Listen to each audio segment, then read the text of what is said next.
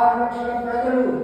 అయితే వారు కలిగిన ఆస్తి గొర్రెలు, ఒంటెలు, మేకలు, అయితే పశువులు, మరి అక్కడ ఎన్నో జంతువులు వారితో ఉంటే గాడిదలు, ఇవన్నీ వాళ్ళు సురక్షితంగా అద్దరికి వెళ్ళే వరకు, చేరుకునే వరకు, వాళ్ళు అద్దరి గట్టు మీదకి వెళ్ళే వరకు అయితే వాడికి పాయలుగా చేశాడు.